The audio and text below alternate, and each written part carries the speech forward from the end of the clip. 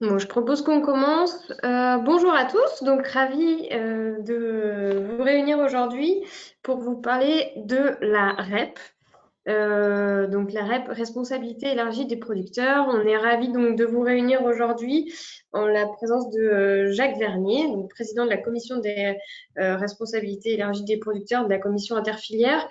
Je propose qu'on puisse dérouler les slides. Alors Zélie, si tu m'entends, ou non, pardon, Cécilia, tu peux aller sur les slides suivants. Donc l'objectif de la session d'information aujourd'hui, c'est de vous faire en effet un focus spécifique sur ces fameuses REP. On va beaucoup utiliser l'acronyme, donc je vais peut-être leur dire une autre fois, la REP, c'est la responsabilité élargie des producteurs. On va vous présenter aujourd'hui ce qu'est une REP. Donc, c'est Jacques qui se chargera de vous en présenter un peu l'historique et puis de vous expliquer ce qu'il y a déjà en France autour de vous dans votre vie du quotidien, parce que vous allez voir que les filières REP sont finalement un peu partout.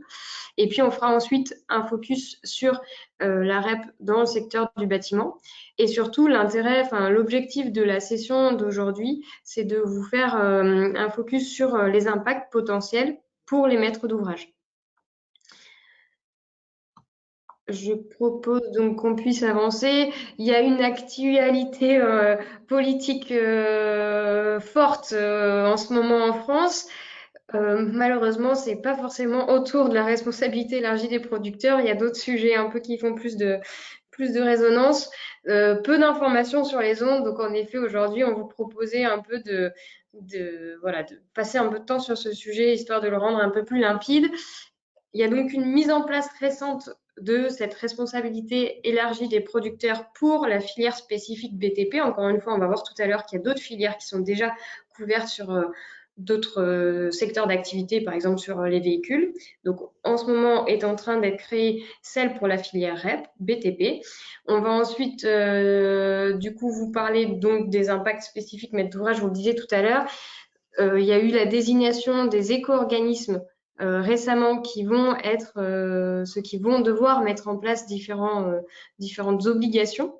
Donc, on va aussi vous les qualifier, vous expliquer qui vont être les éco-organismes et sur quel type de flux de matériaux vis-à-vis du BTP ils vont travailler. Et puis, on viendra aussi sur leurs obligations, notamment parmi celles-ci, donc atteindre des objectifs chiffrés vis-à-vis du réemploi et puis définir des plans d'action, des feuilles de route. Donc, c'est tout ce qu'on viendra vous qualifier tout à l'heure. L'objectif de la séquence, c'est donc de vous donner des clés de lecture pour que vous ayez une vision à peu près claire de ce que c'est une fameuse REP et donc de vous qualifier un peu plus les impacts en tant que maître d'ouvrage. Je vais donc laisser la parole à Jacques Vernier pour vous expliquer un peu une vision globale sur ce que sont que les filières REP, au-delà de la filière REP BTP, et puis voilà, vous donner les grandes lignes. Voilà. Jacques, n'hésitez pas à me dire quand je dois passer les slides. Alors, allez.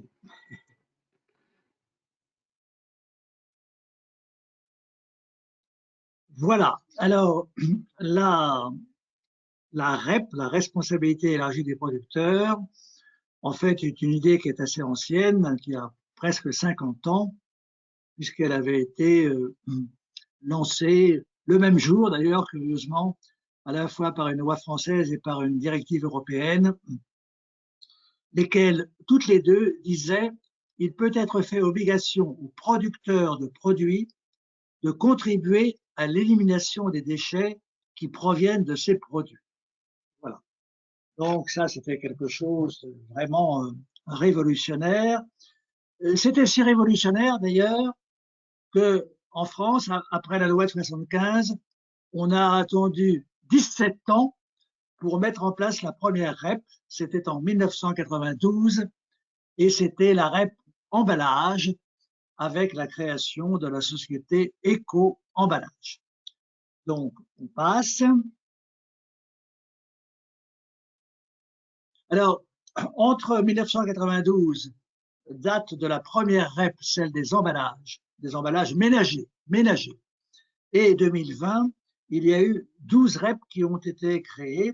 Je ne les citerai pas toutes, vous les avez sous les yeux, et comme le PowerPoint, je suppose, vous sera diffusé, vous les verrez, mais vous voyez que c'était déjà une douzaine de REP très distincts, incluant les véhicules, les objets électriques, les textiles, les papiers, etc., etc.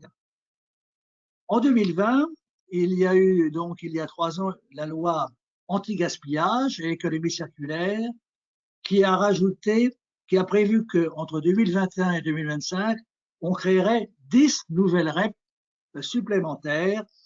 Vous les avez là sous les yeux. Il y avait notamment donc les jouets, les articles de sport, les mégots, même les mégots de tabac. Et dans ces 10 nouvelles REP supplémentaires, nouvelles donc, il y a la REP produits et matériaux de construction.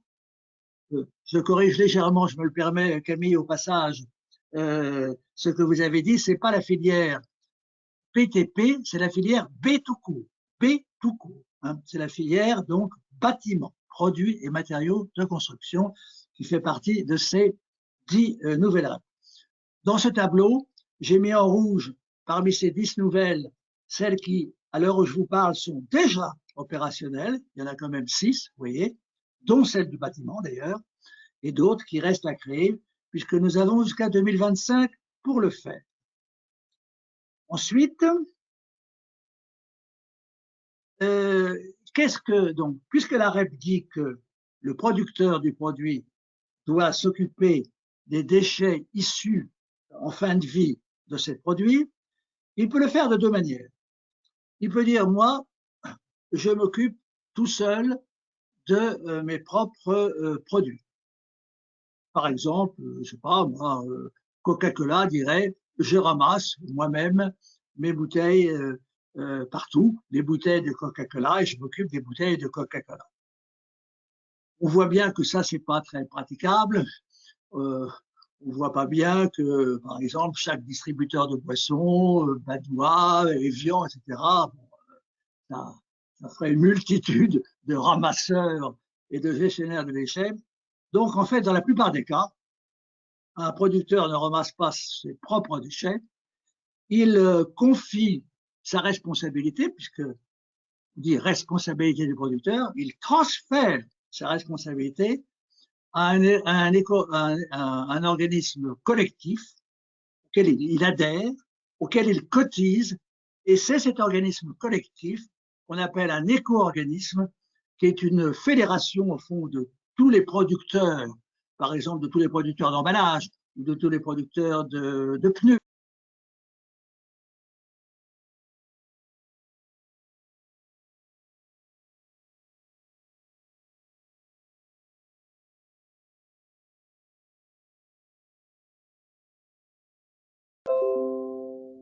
Et moi aussi, j'ai le son coupé. Alors,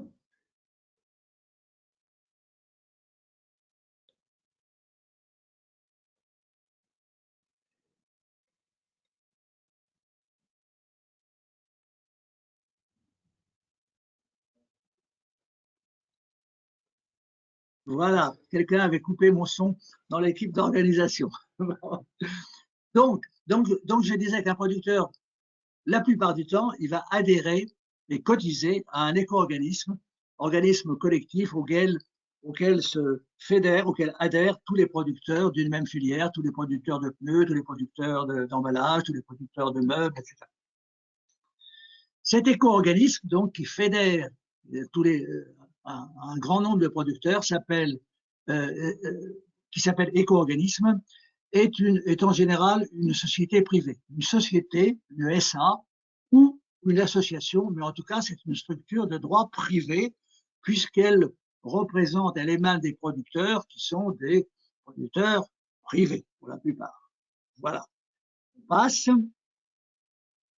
Ah oui, non, pardon, on reste là-dessus. Cet éco-organisme lui-même, on dit donc qu'il va s'occuper des déchets. En fait, il peut le faire de 2 manières. Il peut le faire soit en constatant que, malgré ma foi, il y a des déchets qui sont déjà bien gérés, bien traités par des sociétés qui le font, qui collectent, qui traitent, qui recyclent. Et à ce moment-là, l'éco-organisme va dire Moi, je me contente de financer ceux qui font déjà le job. L'exemple le plus manifeste de soi, c'est pour les déchets ménagers. Ce sont les collectivités locales qui font le job, qui ramassent nos déchets dans les poubelles jaunes ou noires, etc. Et là, l'éco-organisme, en fait, finance les collectivités qui faisaient le job et qui continuent à le faire. Donc ça, c'est le mécanisme du soutien. On soutient ce qui existait déjà. Et il y a le mécanisme du pourvoi. C'est-à-dire que là où, en revanche, il n'y a pas tellement d'acteurs, ou bien ils sont pas, ou bien ils donnent pas satisfaction, ou bien ils couvrent pas tout le territoire national. Donc il y a des trous dans la raquette. À ce moment-là, l'éco-organisme peut, selon ce qu'on dit, pourvoir. C'est-à-dire qu'à ce moment-là, il ne se contente pas de financer ce qui existe, il crée des, il crée des moyens supplémentaires de gestion des déchets en passant des appels d'offres, etc. En tout cas, il pourvoit lui-même à la gestion des déchets et ne se contente pas de soutenir ce qui existe. On passe. Je disais donc que chaque producteur cotise à l'éco-organisme auquel il a transféré sa responsabilité. Cette cotisation est modulée. Elle est modulée en fonction de critères environnementaux. Si par exemple le déchet en question est dangereux ou pose des problèmes particuliers lors de son traitement, je sais pas, par exemple les piles au lithium qui brûlent et qui créent des incendies dans les centres de traitement, à ce moment-là, ce produit-là, parce qu'il pose des problèmes, sa cotisation va être majorée, il va avoir un malus sur son produit. Inversement, il peut y avoir des bonus. Si le produit incorpore beaucoup de matières premières recyclées, il va avoir un bonus. Si demain, par exemple, un fabricant de matériaux de construction peut dire, regardez, moi, dans mon matériau de construction, j'ai incorporé 25% de matières premières recyclées, il aura un bonus. Donc, les cotisations sont modulées. Les cotisations du producteur à l'éco-organisme. Ça, simplement, c'est pour rappel. Quand on crée une REP pour un nouveau type de produit, il y a 4 étapes. D'abord, il faut que ce soit dans la loi. Pour les produits donc, de construction pour la filière bâtiment, c'était dans la loi de 2020. Après, il y a un décret, voilà. Troisièmement, il y a un arrêté fixant le cahier des charges. Alors ça, c'est important parce que l'éco-organisme, c'est une société privée, mais il doit obéir à un cahier des charges qui, lui, est fixé par l'État. Obéir, c'est-à-dire respecter des objectifs. On verra tout à l'heure, puisque c'est le sujet du jour, que dans le cahier des charges de la filière bâtiment, il y a un objectif de réemploi, un niveau de réemploi qu'on souhaite atteindre. Donc, le cahier des charges crée des obligations, crée des objectifs. Et alors après, quand le cahier des charges est défini par l'État, plusieurs sociétés, plusieurs éco-organismes peuvent candidater en disant moi, voilà, moi, société X, je suis prêt à assumer le rôle d'éco-organisme pour la filière bâtiment. Parfois, il n'y en a qu'un seul, parfois, il n'y en a qu'un seul, parfois, il y en a plusieurs, 2, 3, 4, il y en a 4 dans la filière bâtiment, 4 éco-organismes qui se sont manifestés. Un éco-organisme peut dire, moi, je vais faire le job pour tous les déchets ou pour une partie des déchets. Par exemple, pour les déchets du bâtiment, il y a 2 familles, 2 catégories de déchets. Les déchets inertes, le ciment, les tuiles, le béton, etc. Et puis les déchets non inertes, le plâtre, les métaux, le bois, les plastiques, etc. Et un éco-organisme pouvait candidater soit pour les 2 familles, donc tous les déchets, soit seulement pour l'une des 2 familles, soit seulement pour les déchets inertes, ou soit seulement pour les déchets non inertes. Voilà. Passe. La loi de 2020 a étendu le fait que certains distributeurs de produits avaient l'obligation de reprendre les déchets, de reprendre les produits usagés.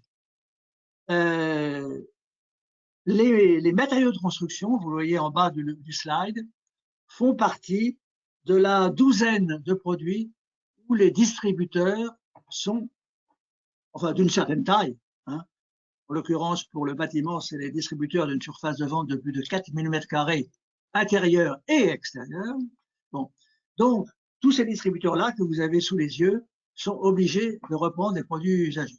Vous le savez tous, hein, on peut ramener ses médicaments chez le pharmacien, on peut ramener chez ses ordinateurs usagés ou et on peut faire reprendre ces frigidaires usagés par les distributeurs, etc.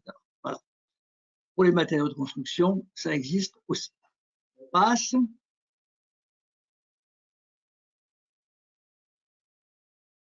Aussi le fait que la nouvelle loi de 2020, évidemment, on est à l'heure de l'Internet, des plateformes online, etc., des marketplaces, comme on dit.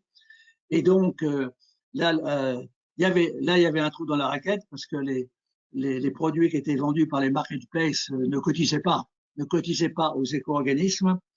Et donc, la nouvelle loi a décidé que les marketplaces cotiseraient elles-mêmes, sauf si elles pouvaient prouver que le membre, enfin que celui qui commercialise sur la marketplace a déjà payé avant la cotisation. Hein?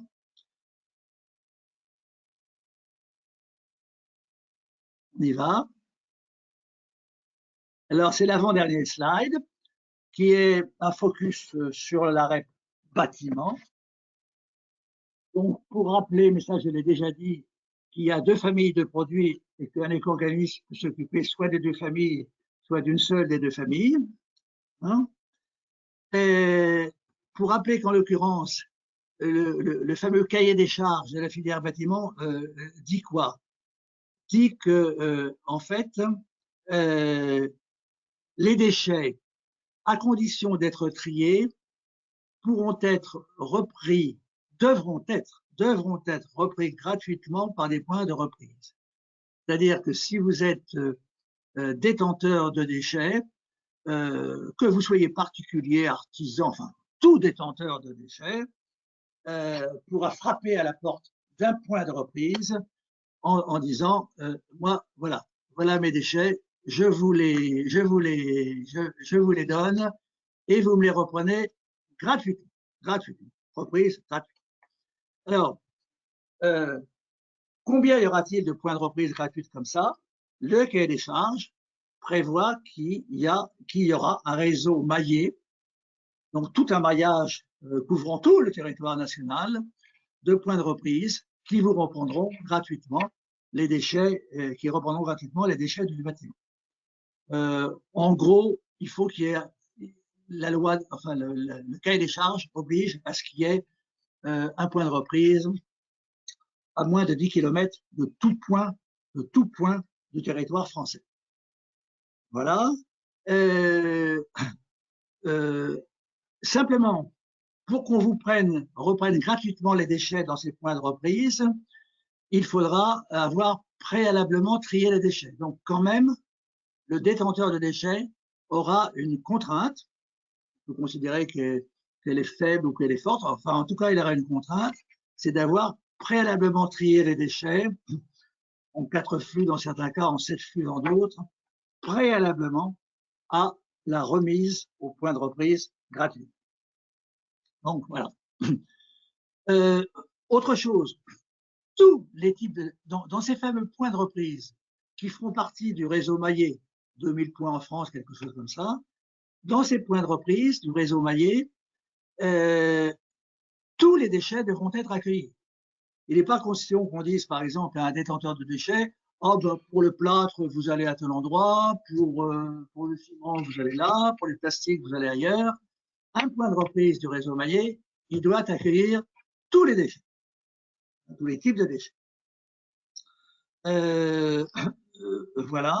Alors, ces points de reprise, puisqu'ils accueillent gratuitement les déchets, et que c'est donc pas le détenteur, c'est pas l'apporteur de déchets qui paye. Il faut bien que quelqu'un paye le point de reprise. Qui paye? Justement, l'éco-organisme. La responsabilité élargie des producteurs, c'est ça. C'est qu'au lieu, au fond, que ce soit le détenteur qui va payer pour ses déchets quand il amène à un point de reprise, c'est le producteur qui, en payant un éco-organisme, va soutenir financièrement la gestion du point de reprise. La gestion du point de reprise et évidemment la gestion de ce qui est après le point de reprise. Parce que le point de reprise, il reprend, voilà, c'est un lieu de stockage en fait, et puis après le point de reprise, il va faire traiter les déchets, il va essayer de les faire réemployer, recycler, etc., transporter dans des usines de recyclage, enfin, etc. Tous ces frais-là seront pris en charge par l'éco-organisme. L'accueil donc sur le point de reprise et tout le traitement ultérieur après le passage par le point de reprise. Voilà. Pour terminer, il faut dire aussi que peut se poser le problème sur les chantiers de savoir sur certains chantiers de savoir qui paye le transport des déchets. Vous avez un chantier, voilà, vous avez, bon, tout a été bien trié en bas du chantier, mais il faut transporter ça au point de reprise. La question était de savoir qui va payer ces frais de transport. Donc là, on n'est pas à l'aval du point de reprise, comme je le disais à l'instant, on est à l'amont du point de reprise, entre le lieu des chantiers et l'accueil dans le point de reprise. Le cahier des charges, enfin le décret même, prévoit que 80% de ces frais de transport seront à la charge de la filière, donc à la charge de l'éco-organisme, donc à la charge des producteurs. Voilà. Voilà, on peut terminer sur le dernier slide. Alors le dernier slide, puisqu'on est sur un webinaire qui s'appelle le réemploi dans le bâtiment, le fameux cahier des charges impose des choses en matière de réemploi. Je disais, le cahier des charges, il impose des objectifs. Bah, en l'occurrence, il impose des objectifs de réemploi qui sont croissants, vous voyez, 2%. Alors, 2% de quoi? Quand on parle d'un taux de réemploi, quand on parle d'un taux, moi, je dis toujours quel est le numérateur, quel est le dénominateur. Le numérateur, c'est la quantité de déchets du bâtiment effectivement réemployé. Et le dénominateur, c'est la quantité de produits et de matériaux du bâtiment mis sur le marché. Donc, quand on dit 2%, ça veut dire que 2% de ce qui a été mis sur le marché en matériaux de construction l'année X doit être réemployé en quantité. Le cahier des charges dit aussi que dans tous les points de reprise du réseau maillé tout à l'heure, dont je parlais, les 1500 ou 2000 points du réseau maillé, il doit y avoir une zone dédiée au réemploi. Il doit y avoir une zone dédiée au réemploi. C'est-à-dire, si un détenteur de déchets arrive dans ce point de reprise en disant, vous savez, ma fenêtre, etc., je vous amène un truc qui, à mon avis, doit pas être cassé, doit pas être broyé, etc., mais peut-être pourrait être réemployé. Le point de reprise doit avoir sur son terrain une zone dédiée aux matériaux possiblement réemployables. Troisièmement, l'éco-organisme soutient financièrement, je l'ai dit de toute façon, il soutient la gestion des points de reprise, hein, et il soutient notamment la zone, au sein de ces points de reprise, la zone dédiée au réemploi. Et enfin, alors, justement, le point de reprise, il a accueilli des objets possiblement réemployables, voilà. Qu'est-ce qu'il en fait? Alors, qu'est-ce qu'il en fait, c'est le sujet que j'évoquais tout à l'heure. Le point de reprise, il cherche des débouchés. Il a cherché des débouchés pour le recyclage, il cherche des débouchés, enfin, voilà. Pour les réemplois, le cahier des charges précise quand même que prioritairement, prioritairement, les déchets du bâtiment possiblement réemployables doivent être confiés à des opérateurs, à des acteurs du réemploi faisant partie de l'ESS, c'est-à-dire de l'économie sociale et solidaire. Donc, en fait, la loi dit que le point de reprise qu'aura dans sa zone dédiée au réemploi des déchets, des objets réemployables, doit d'abord alimenter, si je puis dire, transférer ces objets à des acteurs de l'économie sociale et solidaire, s'il y en a, et s'ils sont suffisamment proches. Je vous avoue d'ailleurs que je ne sais pas si en matière mais peut-être certains d'entre vous le savent, si en matière de bâtiments, il y a beaucoup d'acteurs de l'économie sociale et solidaire qui font du réemploi d'objets du bâtiment. Dans certaines autres filières, il y a des grands acteurs de l'ESS. Hein. Il y a Emmaüs, toute la fédération Envie, etc., qui fait, par exemple, vous le savez, hein, du réemploi d'objets électriques ou électroniques, etc., etc. Donc, ceux-là, ils ont la priorité pour faire le réemploi, s'ils existent, et s'ils sont suffisamment proches. Voilà. Eh bien, écoutez, j'en ai terminé.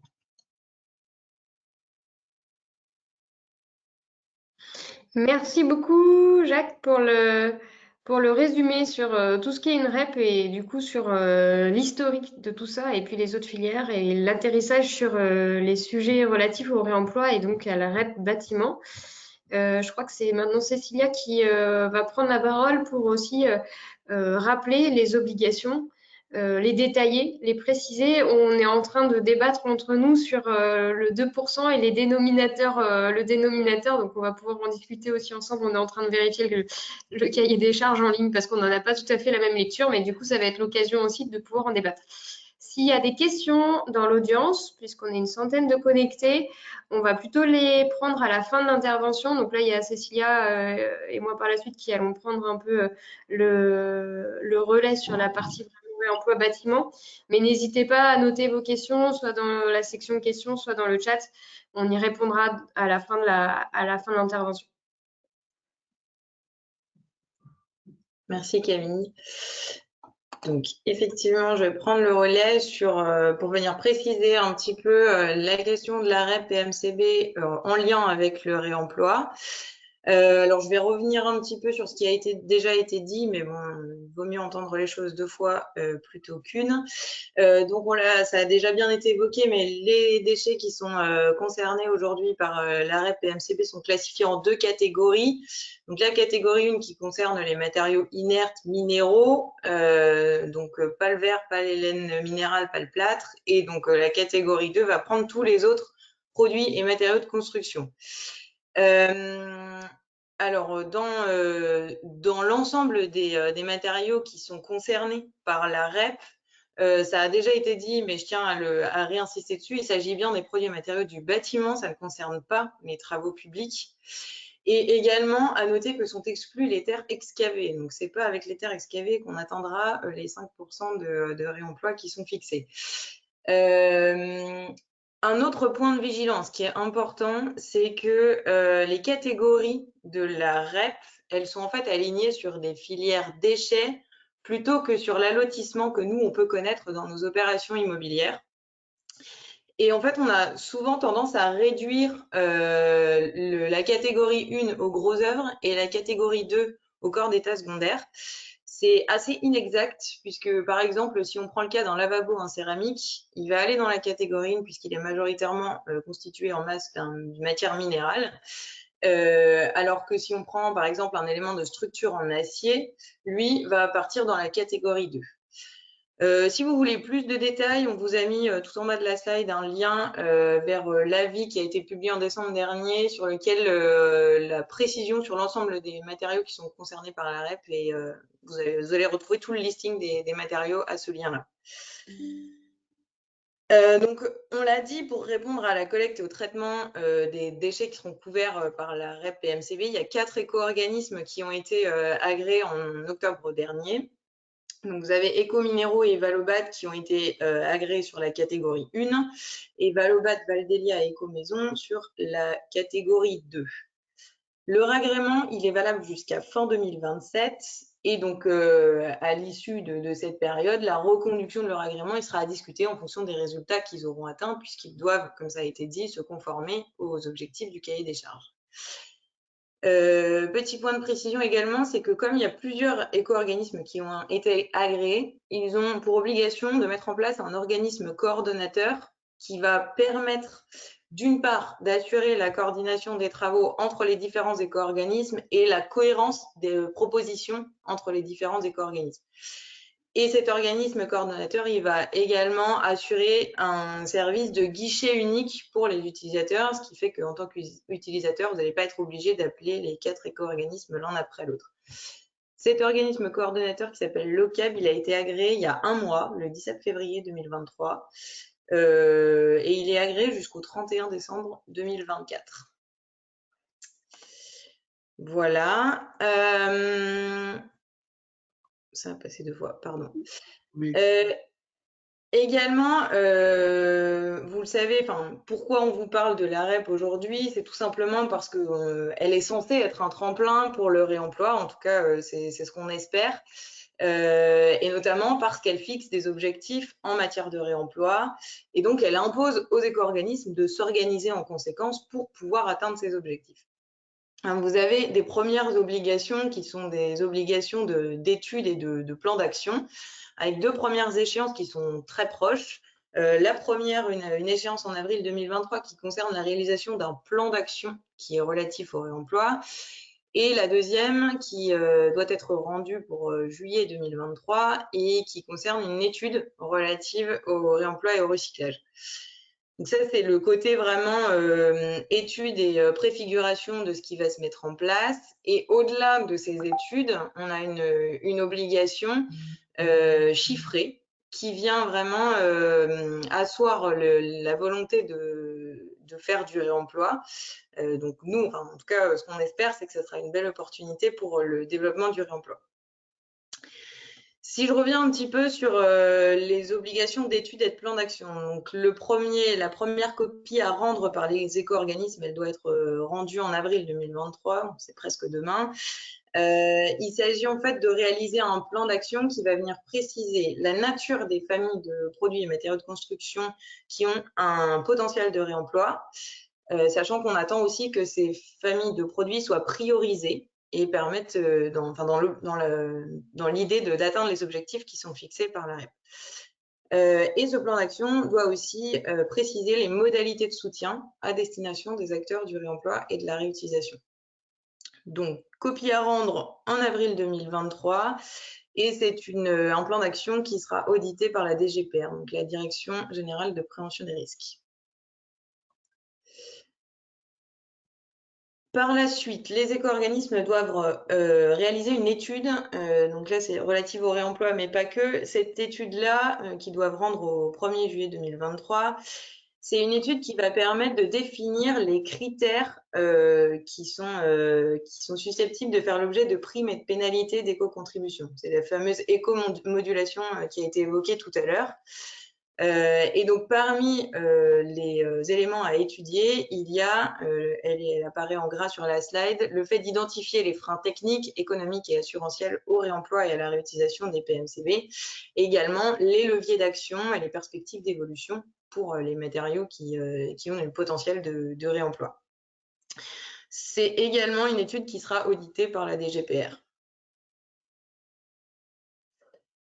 Il y aura, en tout cas, le cahier des charges prévoit un certain nombre d'autres études qui vont venir par la suite. Donc, juste après la fameuse étude que je viens d'évoquer, il va y avoir l'élaboration des éco-modulations. Puis, pour ce qui concerne le réemploi, en juillet 2024, il est prévu une étude pour le développement du réemploi et de la réutilisation et éventuellement la proposition de faire évoluer l'objectif qui a été fixé. Ensuite, à fin 2025, il y a une étude qui est prévue pour développer le sujet de la déconstruction sélective. et également une nouvelle étude qui va permettre d'évaluer le gisement de déchets et éventuellement de réviser les objectifs, cette fois pas uniquement de valorisation, mais également de collecte et de recyclage.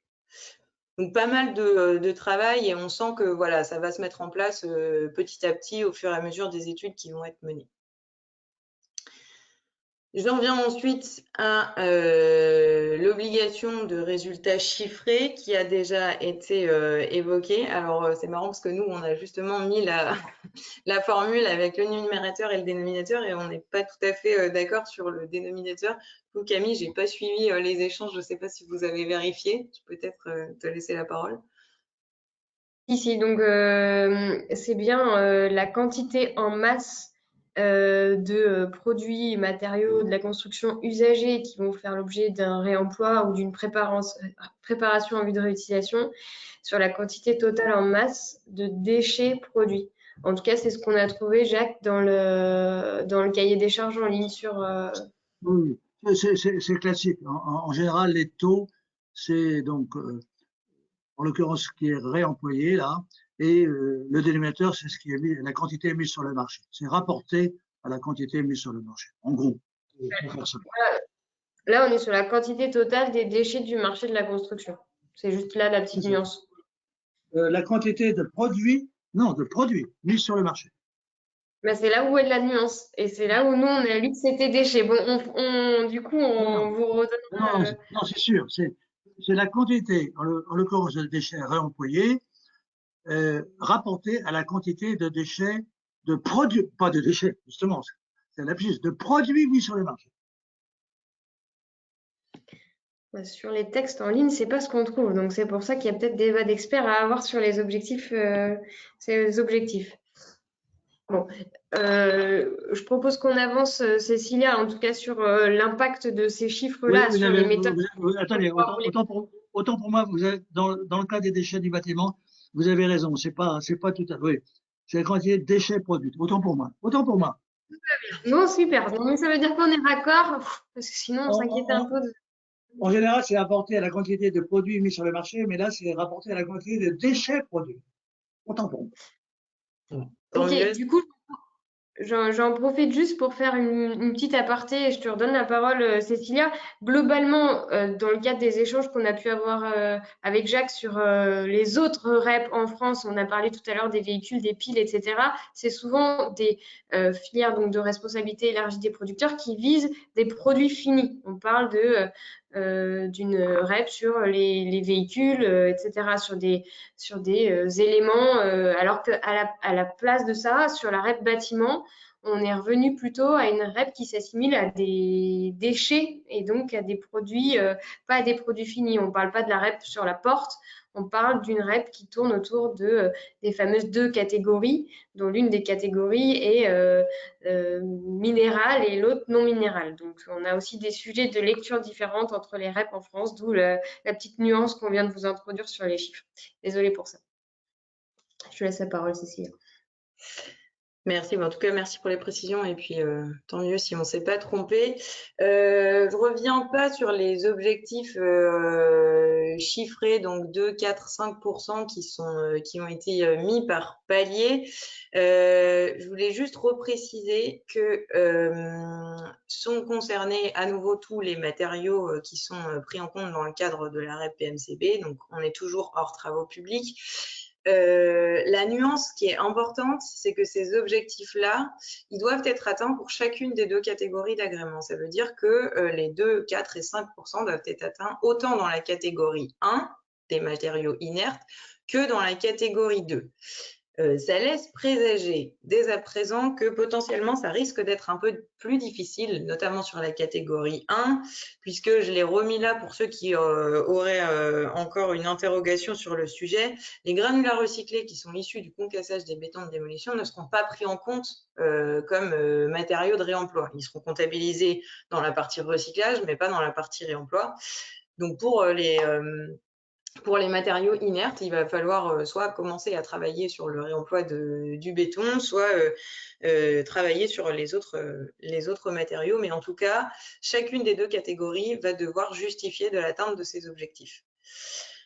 Et peut-être également juste repréciser que le fameux mode de calcul, c'est sur la quantité totale de déchets produits hors déchets pollués, puisqu'évidemment, si vous avez un bâtiment qui est complètement amianté, vous n'allez jamais pouvoir arriver à ces fameux 5% de réemploi, donc on enlève de la quantité totale les déchets pollués. Donc voilà pour ces objectifs. Et du coup, je vais laisser la parole à Camille pour vous faire un petit état des lieux sur en quoi les maîtres d'ouvrage vont vraiment être concernés par cette REP PMCB. Ouais. Donc le but, c'est vraiment de se poser la question, finalement, ok, on comprend qu'il y a quelque chose qui est en train de se mettre en place, qu'il va y avoir des points de reprise gratuites, que le jeu d'acteurs et le jeu de financement va être un peu bousculé, mais concrètement, en tant que maître d'ouvrage, est-ce que vous êtes concerné et si oui, à quel moment? Donc Cécilia, tu peux aller sur la slide suivante. J'ai bien vu la question de Valérie aussi tout à l'heure, on répondra à la fin de l'intervention. Donc, le premier constat qu'on a fait, c'est que la filière REP bâtiment, désolé, j'ai toujours mis l'acronyme BTP, donc la filière REP bâtiment, c'est un mécanisme de préfinancement de la gestion et du traitement des déchets de chantier. Tout à l'heure, Jacques l'expliquait, donc aussi bien sur la chaîne de traitement, une fois que le point de reprise a récupéré les fameux produits, matériaux et déchets pour en gérer la fin de vie, aussi bien les 80% sur le transport depuis le chantier. Ça, c'est le premier sujet. Concrètement, qu'est-ce que ça veut dire pour vous? Nous, ce qu'on pressent, c'est que du coup, il va y avoir une diminution du prix de traitement des déchets de chantier parce que donc le transport et la reprise sont pris en charge par les éco-organismes, mais potentiellement une augmentation du prix d'achat de vos matériaux du fait de l'éco-contribution, parce que ce que va faire l'éco-organisme en tant que producteur et émetteur sur le marché de matériaux, il va faire du coup, il intègre à son prix de matériaux neufs une petite éco-contribution qui permet de mettre en place tout ce mécanisme de financement du traitement de la chaîne postérieure de traitement de déchets. Plusieurs points de vigilance par rapport à ça. Un potentiel déséquilibre financier à prévoir dans les premières années, puisque la reprise gratuite, en effet, et la prise en charge du transport, elle va se faire progressivement jusqu'à 2028, alors que la mise en place, elle, de l'éco-contribution va se mettre très rapidement en place dès le démarrage des éco-organismes. Donc, on va avoir un petit déphasage de temps, ce qui va faire qu'il y aura potentiellement un petit déséquilibre sur le marché au tout début de la mise en place de tout ça. Oui, et donc potentielle reprise des chiffrages des entreprises qui auront été faits avant 2023, qui tenaient pas forcément compte de l'éco-contribution. En gros, vous allez avoir des chiffrages. Donc, enfin, déjà, vous avez connu des chiffrages récents qui fluctuaient pas mal au regard du cours des matériaux. Là, ce qui pourrait être aussi impacté, c'est les devis que vous avez reçus de vos entreprises travaux qui n'avaient pas forcément, elles, pris en compte cette apparition des éco-contributions. Ça, c'est le premier constat qu'on vous tenait à vous partager. Camille, faut voir en nuance que, on l'a pas dit, mais les éco-contributions, c'est un pourcentage infime, hein, quelque chose comme entre 1 et 2% et encore. Donc, c'est pas les variations des coûts de matériaux qu'on peut connaître pour d'autres raisons. Bien sûr, on ne sera pas sur les plus, je ne sais plus d'ailleurs combien le cours du bois, etc. a fait dans les derniers mois, on ne sera pas sur un plus 10, mais ce qui est sûr, c'est que ça va se faire sur tous les prix de tous les matériaux de la construction. Donc c'est plutôt par là. Mais enfin, c'est pas beaucoup. Le second constat, c'est que les maîtres d'ouvrage, pour le moment, ne sont pas du tout ciblés dans le cadre des textes qu'on a pu vous citer jusque-là avec Jacques et Cécilia. Vous n'avez pas, en tant que maître d'ouvrage, de responsabilité à proprement parler. On vous l'a dit, c'est les éco-organismes qui portent ces responsabilités. Or, en tant que maître d'ouvrage, vous disposez d'une part de ressources à réemployer. Vous financez d'autre part le réemploi parce que vous financez les diagnostics ressources ou maintenant réglementaires. Vous financez la déconstruction sélective. Vous financez potentiellement le prototypage de nouveaux matériaux à partir de matériaux réutilisés et potentiellement aussi la remise en état de matériaux de réemploi. Et vous avez aussi, bien sûr, une grande force de prescription, soit pour le volet de déconstruction sélective, soit pour le volet réintégration de tous ces flux dans vos ouvrages. Donc, vous n'êtes pas spécifiquement ciblés, mais vous êtes forcément très concernés. Et puis, le booster du réemploi ne va pas vous dire le contraire à ce sujet-là. Donc, très concrètement, ce qu'on a vu, nous, c'est qu'il y a un arrêt pour le moment des financements de l'ADEME qui était relatif au réemploi. Il y avait notamment pas mal d'aides financières sur les diagnostics ressources qui avaient été enclenchées partout sur le territoire. Parce que l'ADEME présuppose que les éco-organismes vont réfléchir des financements. Donc nous, ce qu'on essaye de mettre en place, mais pour tous les maîtres d'ouvrage qui sont connectés, je vous invite vraiment à faire le même effort, c'est de mettre en place un dialogue en place avec les éco-organismes pour potentiellement demain pouvoir faire appel à des aides financières de la part de ces éco-organismes qui ont tout à y gagner également que vous, en tant que maître d'ouvrage, vous déployez du réemploi parce qu'en fait, grâce au réemploi que vous faites, c'est des efforts en eux pour moi puisque en fait, c'est un réemploi qui est déjà, entre guillemets, en train de se mettre en place sur les chantiers. Et le fait que les éco-organismes vous financent, ils pourraient financer donc les différents éléments dont on a parlé plus haut, les diagnostics, l'effort pour la déconstruction sélective, les prototypes, potentiellement le déploiement de filières de réemploi sur le territoire. Ce qui est certain, c'est que ça leur permettra d'avoir accès à une certaine traçabilité de matériaux de réemploi qui a lieu et qui continuera de se passer sur des chantiers. Sans forcément passer par les points de reprise de la chaîne classique qui a été imaginée. Parce qu'en tant que maître d'ouvrage, parfois, vous passez par les filières de réemploi en direct, parfois, il y a certains matériaux que vous stockez en infrastructure, parfois, vous passez par différents types d'acteurs, mais rarement, en tout cas, par le schéma classique. Donc, le fait de rentrer en dialogue avec ces éco-organismes, ça permet aussi d'assurer une traçabilité, en tout cas une mise en exergue du réemploi qui se passe sur une chaîne de valeur qu'ils ne vont pas forcément avoir en direct en gestion chez eux.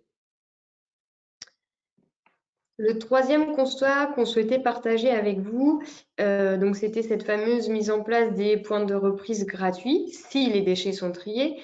Jacques et Cécilia en ont parlé tout à l'heure, les déchets seront repris gratuitement si toutefois, encore une fois, il y a eu un tri self-flux qui a été mis en place sur vos chantiers. Et donc, ces zones de reprise gratuite disposeront de zones de réemploi.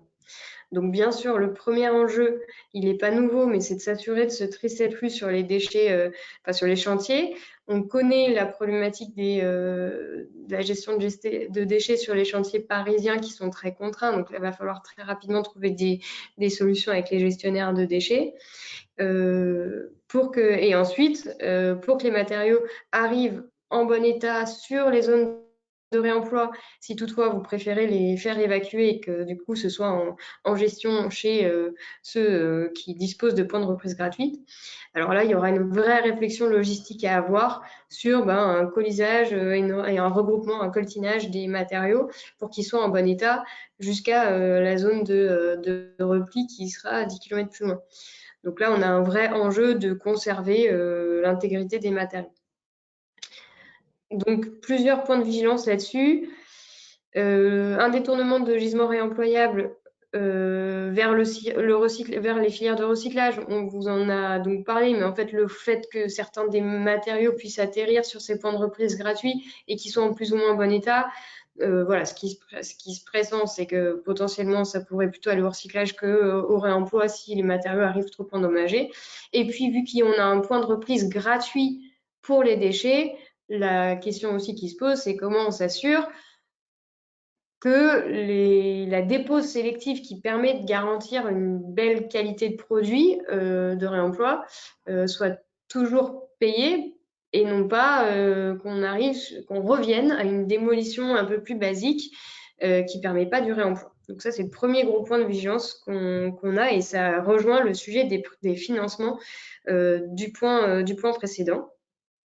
Et donc là aussi, dialogue en cours avec les éco-organismes pour financer la déconstruction. En tout cas, que l'effort que vous, en tant que maître d'ouvrage, vous pouvez mettre en place pour récupérer les matériaux dans une phase amont de déconstruction sélective, entre guillemets, que vous ne soyez pas les seuls en tant que maître d'ouvrage à financer cela et que les éco-organismes vous viennent en soutien également. Oui, Camille, je vous interromps. Normalement, sur ce point-là, je ne devrais pas poser de problème parce que comme la fameuse reprise gratuite, elle n'est gratuite qu'à condition que les déchets aient été triés en 4 ou 7 flux, ça dépend des lieux de reprise. Hein. Mais à condition en tout cas que les déchets aient été triés, cette reprise gratuite, cette gratuité est une incitation à faire le tri sur le chantier. Parce que si vous ne faites pas le tri, vous n'arriverez pas au point de reprise avec des déchets triés, et à ce moment-là, votre reprise ne sera pas gratuite.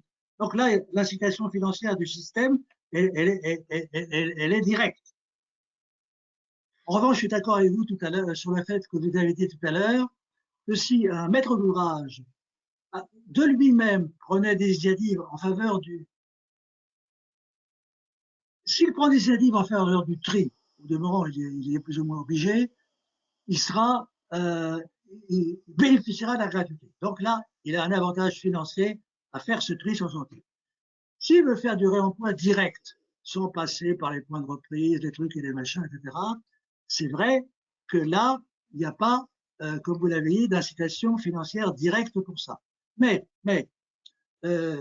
l'éco-organisme aura intérêt à passer des contrats avec les maîtres d'ouvrage et à financer les maîtres d'ouvrage qui auront des actions méritoires en matière de réemploi. Parce que l'éco-organisme, il va bien falloir qu'il se gratte la tête et qu'il trouve des idées pour atteindre les 2%, 4%, 5%, etc. Donc, chaque fois, enfin, moi je serai éco-organisme, chaque fois que je trouverai un acteur, quel qu'il soit, un maître d'ouvrage, un acteur qui soit particulièrement dynamique en matière de réemploi, je passe un contrat avec lui et je le finance pour atteindre mon objectif de 4 ou 5%. Exactement. Bah, je vous rejoins et puis je crois qu'il y a une question dans l'audience qui rejoint ce sujet-là.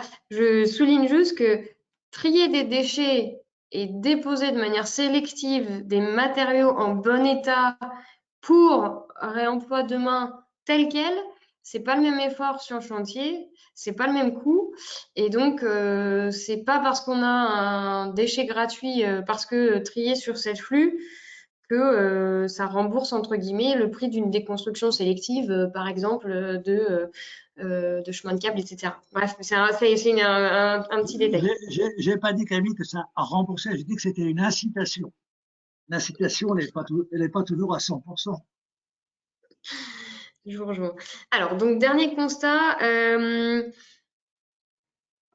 En effet, donc la filière REP bâtiment implique que les éco-organismes vont récupérer des gisements de matériaux sur l'ensemble du territoire. Et donc, potentiellement, on va avoir des nouveaux acteurs du réemploi qui vont se structurer en France. On parlait tout à l'heure de l'ESS qui est déjà bien actif vis-à-vis du réemploi du bâtiment. On aura certainement d'autres filières qui vont se créer demain, peut-être des industriels du neuf aussi qui vont vouloir créer des chaînes de réemploi au sein de leurs usines actuelles, potentiellement au sein d'un gestionnaire de déchets, on pourrait avoir également une plateforme de réemploi qui se crée. Bref, on aura très certainement une évolution du jeu d'acteurs qui va se mettre en place. Ce que ça pose comme question, c'est le fait que les filières soient rentables, ou en tout cas les prix de vente de ces matériaux de réemploi, parce que ce dont on s'est rendu compte durant les 3 dernières années Booster, c'est que plus on massifie les flux à réemployer au sein des mêmes filières, plus on arrive à un équilibre financier et à se rapprocher du prix du neuf et avoir des matériaux qui sont vendus sous garantie parce qu'ils passent sur un process presque industriel, plus on va avoir le gisement qui va être éclaté sur le territoire, moins potentiellement la chaîne sera industrielle et donc on aura de garantie. Donc il y a tout ça aussi à mettre en place. On espère qu'il y aura une certaine forme de coordination des acteurs qui vont se structurer de manière à ce que le territoire soit bien desservi, bien sûr, que les matériaux soient garantis et si possible que du coup on arrive à des chaînes presque industrialisées qui permettent d'avoir une grande quantité de matériaux qui sortent chaque année. Voilà pour les constats, je crois. Je pense que c'est le moment où on va pouvoir prendre les questions.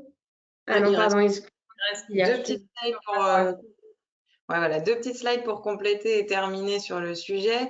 La première, c'est quand même un vaste sujet, c'est la méthode de comptabilisation du réemploi, c'est-à-dire ces fameux 2, 4, 5% de réemploi. Comment va-t-on les comptabiliser?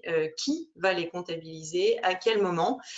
Donc ça, c'est une étude qui est en cours, qui a été un groupement de bureaux d'études, Elsima et Terra, a été missionné par l'ADEME pour définir la méthodologie de comptabilisation des flux de matériaux réemployés et réutilisés. Donc l'étude, c'était ces 2 phases. Hein. La première, c'était de disposer d'un état des lieux actualisé des acteurs et des pratiques du réemploi. Donc là, il y a eu études biblio et des entretiens auprès des acteurs. Donc cette phase-là, elle est, je crois, quasiment terminée.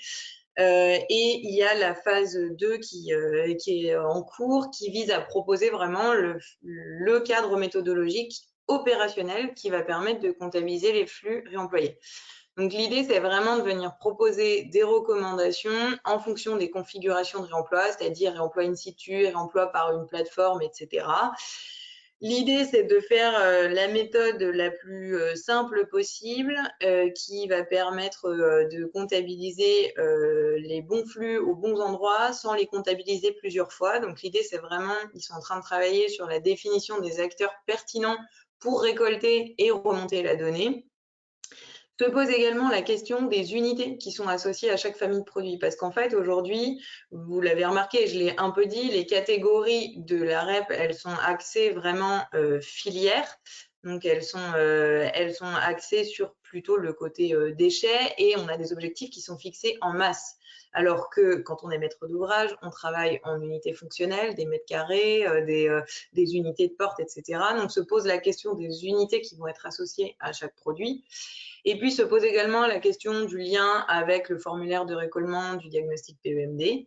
Donc tout ça va donner lieu normalement à un cadre méthodologique clair avec des moyens techniques et opérationnels qui vont devoir être mis en œuvre pour pouvoir comptabiliser tout ça et faire peser cette charge de comptabilisation sur les bons acteurs. C'est en cours, le rendu est prévu pour juillet 2023, donc ça colle à peu près avec l'agenda des éco-organismes.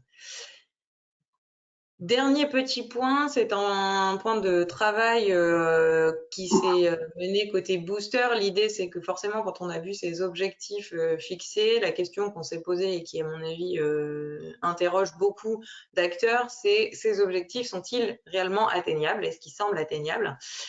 Donc, on a mené des premiers travaux pour essayer de consolider de la donnée et pouvoir challenger ces chiffres qui sont imposés par la REP.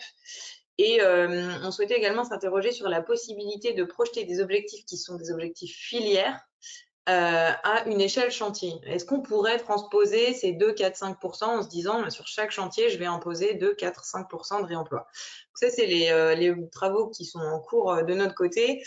Donc, en termes de méthodologie, ce qu'on a fait, c'est qu'on a sollicité nos partenaires et d'ailleurs, on les remercie pour leur contribution. On a réussi à collecter de la donnée sur une quarantaine de projets, dont près de la moitié sont sur une typologie bureau. On a 3 périmètres de travaux, de la démolition globale, de la restructuration lourde et du curage intérieur. Et l'idée, c'est de venir synthétiser ces données pour obtenir de la data par typologie d'opération et par périmètre de travaux.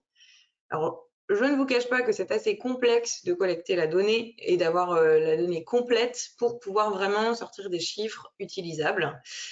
Ce qu'on peut vous dire à ce stade, c'est que le taux de réemploi global sur toutes ces opérations analysées, donc la quarantaine d'opérations, toutes opérations confondues et catégories 1 et 2 confondues, est de 2,4%. Ça veut dire que le taux de réemploi effectif global est déjà finalement supérieur à l'objectif fixé pour 2024. Si on regarde un peu dans le détail, on a fait le détail par périmètre de travaux, donc en fonction de la démolition globale, restructuration lourde ou curage intérieur. On se rend compte qu'on n'a pas du tout les mêmes chiffres selon le périmètre de travaux. On est à 1,3% pour les opérations de démolition, 5,8% sur de la restructuration lourde et 24% en moyenne pour du curage intérieur. Alors, il y a des éléments qui permettent d'expliquer ça. Aujourd'hui, on sait qu'on fait le choix de la démolition le plus souvent quand le bâtiment est vraiment inadapté ou désuet ou en mauvais état. Donc, le potentiel de réemploi est quand même assez limité. Quand on est en restructuration lourde, Il y a un potentiel de réemploi in situ qui a un intérêt économique plus fort que quand on fait tout sortir du chantier dans un objectif de réemploi ex situ. Donc forcément, ça permet et ça explique certainement ces chiffres un peu plus élevés. Et en ce qui concerne les opérations de curage intérieur, alors ça concerne principalement les opérations de bureau. En l'occurrence, là, sur l'étude, ça concerne uniquement les opérations de bureau qui peuvent avoir fait l'objet de travaux de rafraîchissement récents. Donc, le potentiel de réemploi des matériaux présents, il est forcément beaucoup plus élevé. Il y a quelques points de vigilance à bien avoir en tête par rapport à ces chiffres qu'on annonce. C'est que les opérations qu'on a analysées sont toutes des opérations qui étaient engagées dans une démarche d'économie circulaire. Donc, elles ne sont pas représentatives d'une opération classique moyenne. En plus de ça, la moitié des chiffres du réemploi correspondent à une phase qu'on a appelée fin de dépose, c'est-à-dire qu'on a fait l'exercice de la dépose sélective, mais on n'est pas encore dans du réemploi effectif. Donc, potentiellement, ces chiffres sont un peu optimistes. Ensuite, d'après les premières analyses, on a 2 points d'analyse. C'est que l'objectif réemploi, il est quasiment jamais atteint sur la catégorie 1. Et on pressent une très forte différence entre les opérations de logement et les opérations tertiaires. Donc, dans les premières conclusions qu'on peut sortir de tout ça, c'est premièrement qu'a priori, on ne pourrait pas projeter ces objectifs de 2, 4 et 5% à l'échelle de tous les chantiers. Il faudrait différencier les ambitions par type de travaux. C'est-à-dire qu'on ne va pas pouvoir demander autant de taux de réemploi à une opération de démolition globale qu'à une opération de curage intérieur. Donc voilà, ça c'est un premier élément qui nous paraît, nous, intéressant à connaître. Et puis, par contre, pour finir sur une note quand même relativement positive, c'est qu'on se rend compte que si toutes les opérations, elles s'alignent sur les bonnes pratiques existantes, c'est-à-dire ces 40 opérations qui sont engagées dans une démarche d'économie circulaire, si tout le monde s'aligne sur ces bonnes pratiques, en fait, l'objectif de 2024, il est même possiblement déjà atteint. Ça permet de finir sur une note un peu positive qui donne envie d'avancer là-dessus. Et voilà, on en a donc terminé avec la présentation et on va laisser place aux questions s'il y en a.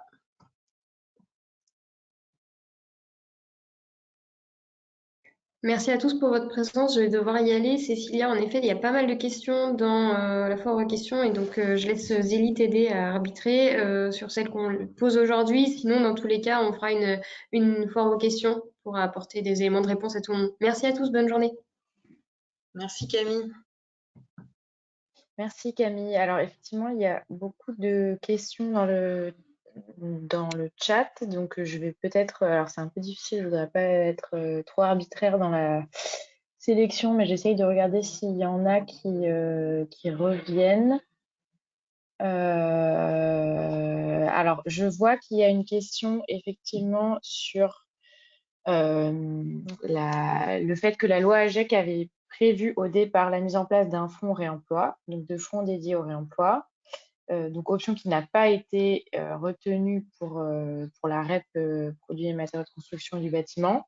Donc la question est ouverte, c'est quels sont les impacts d'après, alors c'est une question adressée directement à Jacques Bernier, quels sont les impacts d'après vous du fait que ce fonds n'ait pas été mis en place, et en l'absence de fonds dédiés, est-ce que c'est chaque éco-organisme qui juge du budget pertinent à atteindre pour les résultats attendus?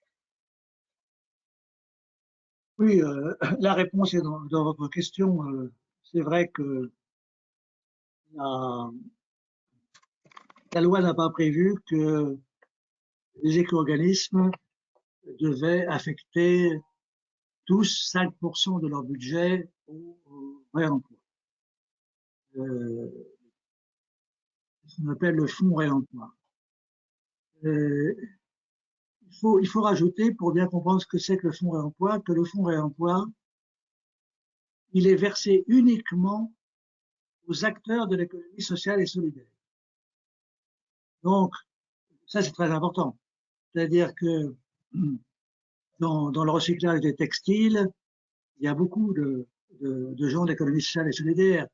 Dans le recyclage des déchets, des ordinateurs, des smartphones, etc., il y a beaucoup de gens. On ne l'a pas étendu enfin, le Parlement en tout cas ne l'a pas étendu à des filières où les acteurs du réemploi sont peut-être autant des acteurs privés que des acteurs. Enfin, oui, c'était. Je vous le disais tout à l'heure moi-même dans mon intervention. Existe-t-il beaucoup d'acteurs de l'ESS actuellement branchés sur le réemploi des déchets du bâtiment? J'en suis pas si sûr que ça. Or, le fonds réemploi, il est pour l'ESS. C'est autant un objectif, si vous voulez, social en définitive, qu'un objectif environnemental, le fonds réemploi. C'est l'aide aux acteurs de l'économie sociale et solidaire. Ça n'empêche pas de consacrer, ça n'empêche pas, même l'éco-organisme, comme vous disiez tout à l'heure, il sera obligé, même si c'est pas dans la loi, de consacrer des dépenses au réemploi, s'il veut atteindre ses objectifs. Mais il a la liberté des moyens. Il peut négocier avec des maîtres d'ouvrage particulièrement méritoires. Il peut, Camille disait tout à l'heure, mais la déconstruction sélective, ça coûte plus cher que simplement le tri sélectif. Bon, l'éco-organisme peut dire, bah, je vais compenser la différence. Enfin, l'éco-organisme peut, à sa main, volontairement cette fois, et avec les moyens qu'il inventera lui-même, dire sur mon budget, je consacre tant pour atteindre mes objectifs. C'est lui qui fera l'adéquation entre le respect des objectifs et les moyens qu'il y met. Donc, ok, et c'est en lien, il y a une question un petit peu qui découle, enfin en tout cas en lien avec l'action et le budget alloué aux actions par les éco-organismes, qui est de savoir est-ce que les éco-organismes ont une obligation minimale financière d'action opérationnelle. Autrement dit, par exemple, sur 100 € versés par les producteurs à un éco-organisme, est-ce qu'il y a une obligation minimale de l'éco-organisme d'action à produire sur les 3 prochaines années, par exemple? Je n'ai pas compris la question. Alors peut-être, est-ce que je vais voir si je peux ouvrir le micro de. C'est Anthony qui a posé cette question-là. Est-ce que si Anthony, tu veux préciser ta question à l'oral, mais pour ça, il faut que j'active ton micro. Une seconde. Je te trouve. Bah, il faut juste que je trouve. Tac. A priori, ça marche. Ah, super.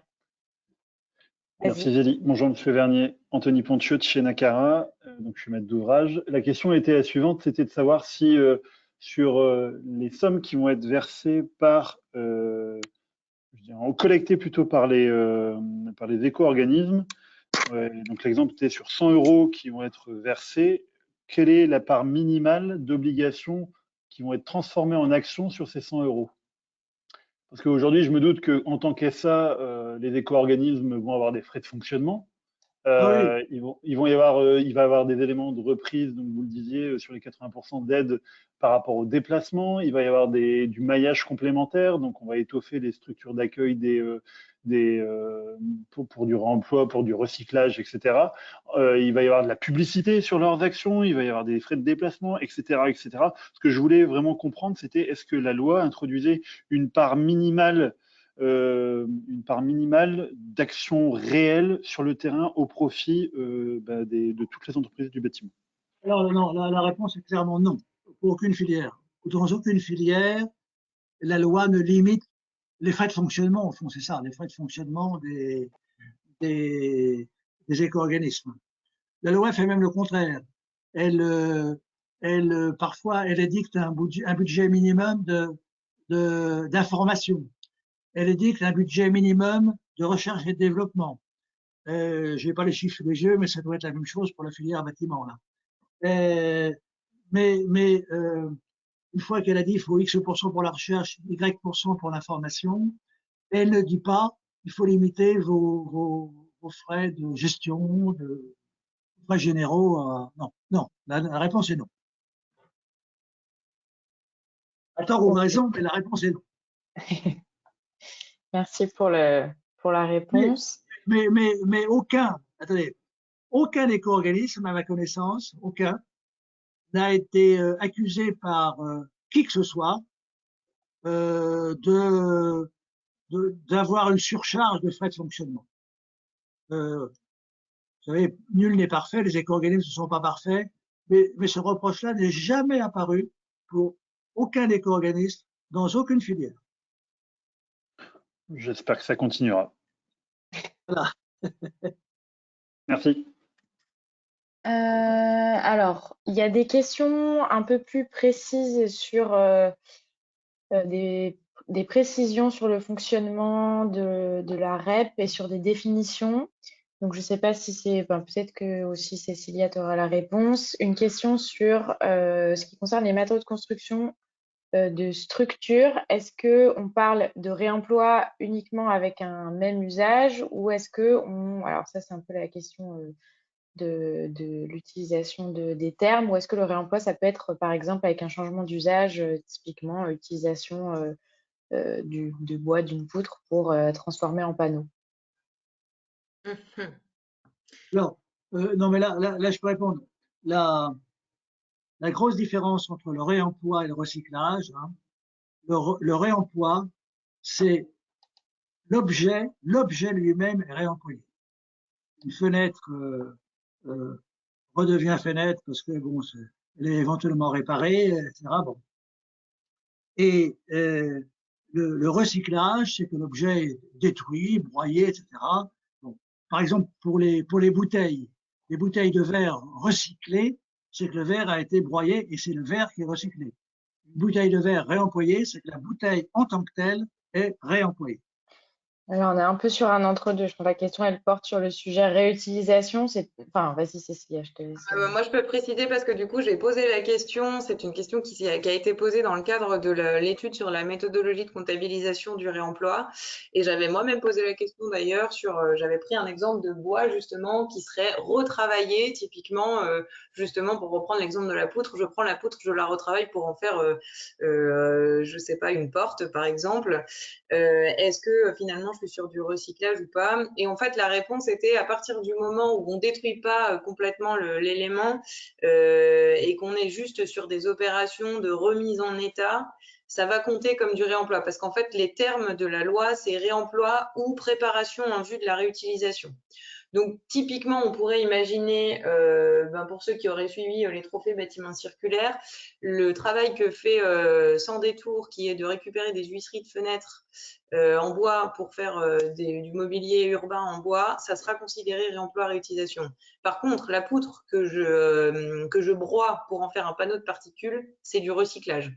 Donc la frontière, elle est assez fine, mais en tout cas, à partir du moment où on va venir effectivement concasser, broyer, etc., le matériau, on ne pourra plus parler de réemploi.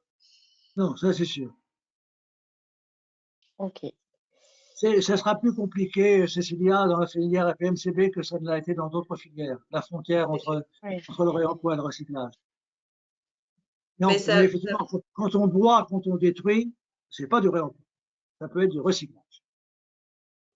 Il y a vraiment la notion de destruction ou de remise en état qui est un peu fine, mais qui sera celle qui sera déterminante. Une autre, alors je balaye un peu les questions. Une question sur le fait que est-ce que le transfert de responsabilité aux éco-organismes pour l'atteinte des objectifs de valorisation ne risque pas de désengager les producteurs de déchets vis-à-vis des efforts qu'ils fournissaient auparavant, par exemple sur le taux de réemploi, sur la valorisation, etc.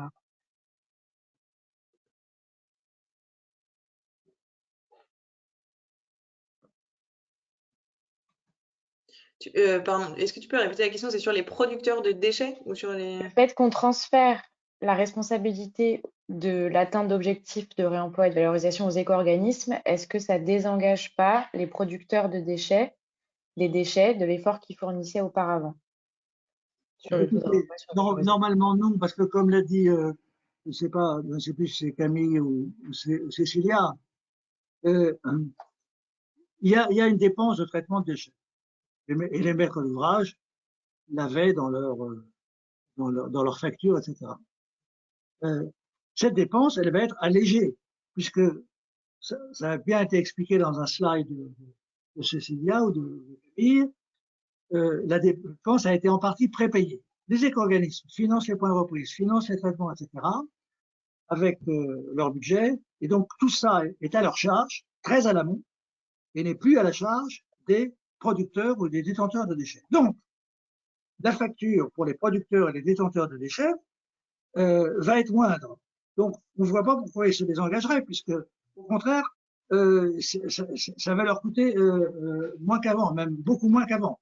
La facture amont va augmenter, fourniture de matériaux, et la facture aval va diminuer. Pourquoi voulez-vous qu'avec une facture aval diminuée, ceux qui s'étaient engagés se désengagent aujourd'hui?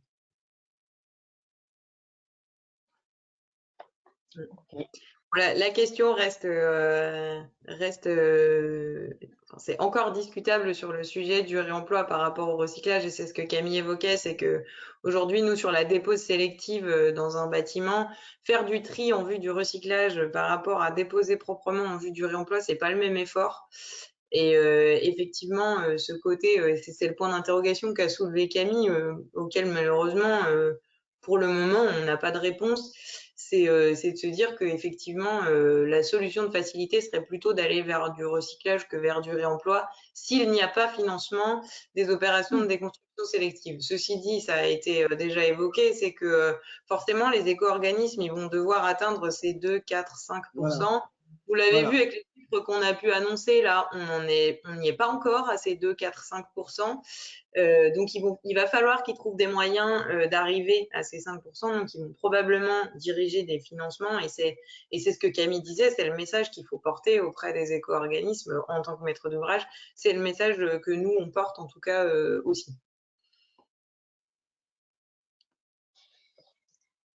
Alors, je continue à balayer un petit peu les questions. Je vois qu'il y a des mains levées aussi, peut-être des personnes qui veulent poser leurs questions à l'oral. Est-ce que, par exemple, Marie-Dominique, je peux vous ouvrir votre micro si vous voulez poser une question ou une remarque. Bonjour.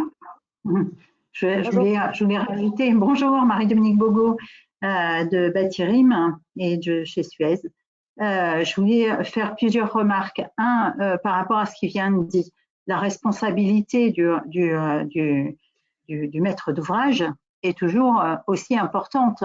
Et ça n'enlève pas le fait qu'il y ait des éco-organismes, ça n'enlève pas sa responsabilité vis-à-vis de ce qu'il doit faire. Donc, je pense que déjà, c'est un point important. Deuxième chose qui est très importante, c'est que la RE 2020, de l'autre côté, donne des objectifs qui sont importants et notamment la position du réemploi est très importante parce que à partir du moment où c'est le CO2 évité le mieux noté, puisque c'est à 0, je peux vous assurer qu'aujourd'hui, les maîtres d'ouvrage qui sont dans des réhabilitations ou qui font de la construction ont tout intérêt à travailler ce sujet du réemploi. Donc, à la fois in situ ou aller chercher du réemploi ailleurs. Donc, on le voit vraiment, il y a une prise de conscience. Deuxième point, je pense que ce qui est important aussi à savoir, c'est que dans la réglementation, comme je l'ai noté, il y a des contrôles de tri maintenant sur les 7 flux qui sont réalisés. Donc, il y a véritablement une vraie sur les chantiers. Hein, donc, il y a un enclenchement qui est fait. Et dernier point que je voudrais souligner, c'est qu'à partir du moment où il y a la responsabilité élargie du producteur et que c'est le consommateur qui est aujourd'hui aux manettes, puisque c'est lui qui va payer une éco-participation sur le sujet. Donc, il va être sensible à savoir ce qui est fait. Et ça a toujours fait avancer dans le bon sens. On l'a vu sur toutes les filières. Ça a toujours fait avancer dans le bon sens la responsabilité de celui qui fabrique et celui qui utilise. Donc, je pense que ça va aller dans le bon sens mais ça va mettre du temps. Il faut être conscient que toute cette organisation ne va pas se faire en un jour. Jacques, on s'est rencontrés sur les D3E et les caoutchoucs dans le passé. On sait combien les sujets sont complexes. Mais en tout cas, la responsabilité élargie du producteur amène toujours une organisation c'est un Lego qui se met en place avec toutes les opérations qui vont se mettre en route les unes avec les autres. En revanche, il y a un point, dernier point que je voulais je trouve que c'est pas clair le sujet entre le réemploi et la réutilisation, parce que on dit que la réutilisation, ça vient à partir du moment où il y a déchets, alors que le réemploi, c'est hors du statut de déchet. Or là, il faudrait qu'on sache la réutilisation. Est-ce que on est à partir du moment où on est dans le statut de déchet, on n'est pas tout à fait dans la même organisation. Voilà.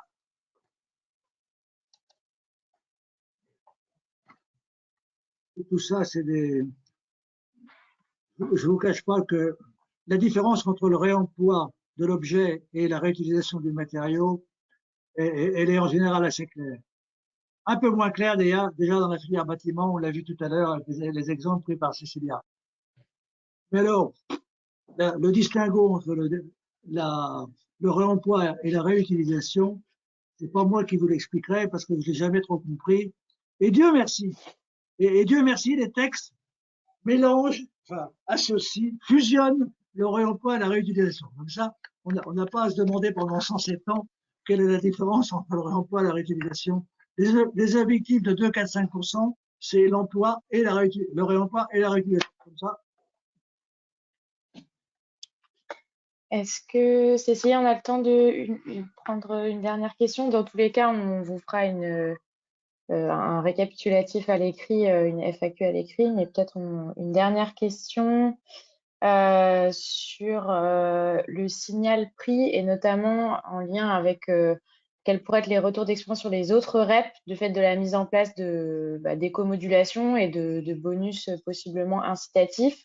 Est-ce que d'expérience de cette mise en place de ce type d'éco-modulation sur les autres REP, est-ce qu'on peut espérer du coup que ça permette de voir se développer des matériaux éco-conçus ou des matériaux réemployables moins chers à l'avenir, ou en tout cas quel a été l'impact de ce type de mécanisme dans les autres REP par le passé?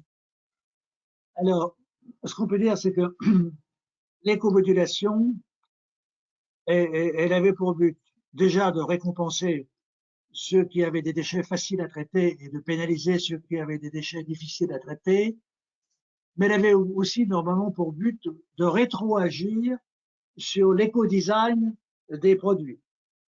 Monsieur, vous faites une bouteille en PET opaque, en PET couleur blanche opaque, et ben on vous pénalise, et comme ça peut-être on va vous inciter à changer de plastique. Cette incitation à l'éco-design, à l'éco-conception, elle n'a pas très bien marché avant la loi de 2020, parce que le fameux malus ou le bonus, il était un pourcentage de l'éco-contribution. Et la fameuse éco-contribution, la cotisation que les producteurs payent aux éco-organismes, très souvent, enfin dans la plupart des filières, elle est faible. J'insistais là-dessus tout à l'heure. Pour les textiles même, elle est, par exemple, elle est infime, infime. Donc, si vous avez un malus qui est 100% de quelque chose d'infime, ça fait toujours quelque chose d'infime. Et donc, vous ne bougez pas beaucoup les lignes. Ce n'est pas une incitation financière très forte. Alors, la loi AGEC a modifié ça et a dit que maintenant, le malus ou le bonus, ça pouvait être un pourcentage du prix de vente. Alors là, ça devient plus sérieux. Ça devient plus sérieux. Et pouvons aller jusqu'à 10%, je crois, ou même 10% du prix de vente. Donc là, on est dans des trucs infiniment plus sérieux, avec des malus ou des bonus qui peuvent être, bon, à mon avis, on n'ira jamais jusqu'à cet au plafond.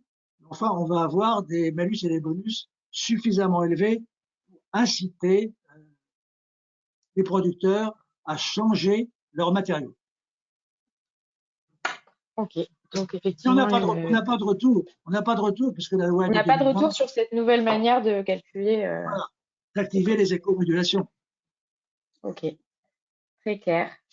Merci beaucoup. Peut-être on va peut-être clôturer sur la partie REP, sauf si Cécilia, tu voulais ajouter d'autres choses ou on a quelques infos qu'on voulait vous faire passer, mais qui ne sont pas dans le cadre REP avant de conclure. Donc, pour moi, c'est bon. On prendra bien sûr le temps de répondre à toutes les questions et ça sera dans le compte-rendu, comme l'a dit Zélie. Ok.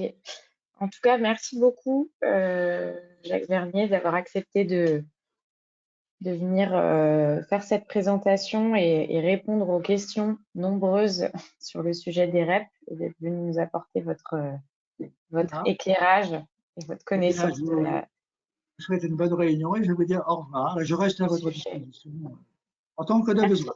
Voilà. Bon merci, après-midi. merci beaucoup. Merci à vous. Juste avant de refermer la réunion, on voulait simplement vous faire passer 2 messages, plus en lien avec l'actualité du booster du réemploi. Peut-être, je pense, Cécilia, si tu peux passer les slides très rapidement avant de Ouais, vous mais libérer. attends, je sais pas si je les ai. Ah si, c'est bon. C'est ça. Donc, très rapidement, de toute façon, on vous transmettra le support parce que la slide est un peu chargée, mais c'est pour que vous ayez toutes les informations. Si jamais l'information n'est pas encore parvenue jusqu'à vous, pour vous indiquer qu'on a lancé depuis à peu près 1 mois la 3e édition des Trophées Bâtiments Circulaires, qui sont donc un concours qui vise à promouvoir des projets qui ont intégré une conception circulaire et des matériaux de réemploi. Concours pour lequel on vous invite si vous avez travaillé sur des projets ou si vous travaillez en ce moment sur des projets qui vont être livrés, qui sont livrés ou qui vont être livrés sous peu et qui ont intégré cette dimension économie circulaire et réemploi. On vous invite grandement à venir participer à ce concours dont les candidatures sont ouvertes jusqu'au 26 mai, qu'on co-organise avec Construction 21, donc métier en ligne de la ville durable, et donc le lien vers le site internet du concours et toutes les informations sur les conditions de participation vous seront transmises dans les slides. Et donc, concours qui est ouvert à tout type de bâtiments, mais aussi infrastructure et aménagement extérieur, et pas uniquement sur des sujets réemploi pur, mais aussi sur des sujets de conception circulaire, par exemple changement d'usage, par exemple éco-conception, démontabilité, etc. Donc voilà, on vous invite à prendre plus d'informations ou à nous poser vos questions si vous en avez sur ce concours. Et puis, pour terminer, informations sur les prochaines sessions, alors qui sont à destination des adhérents du booster du réemploi, mais voilà, ça vous permet d'avoir une idée. Là, exceptionnellement, on a fait cette session ouverte au public, mais pour vous donner une idée un peu des prochaines sessions qu'on organise à destination des maîtres d'ouvrage du booster du réemploi. Une booster session le 18 avril avec un retour d'expérience d'un projet de la Société de la Tour Eiffel ayant intégré du réemploi et la présentation d'un certain nombre de synthèses techniques, donc CCTP pour la prescription du réemploi, développé dans le cadre de la cellule innovation du booster. Dans le cadre du booster du réemploi en Auvergne-Rhône-Alpes, il y a une visite qui est organisée du chantier de l'Autre-Soie le 12 mai et on est en train d'essayer aussi d'organiser une visite d'un chantier en Île-de-France sur les mois de mai ou juin, mais voilà, c'est en train de se caler. Et puis, 2 dates qui ont été calées aussi pour des sessions rattrapage de formation aux maîtres d'ouvrage, notamment pour les nouveaux maîtres d'ouvrage qui rejoignent le booster, qui ont rejoint ou qui sont en train de rejoindre le booster.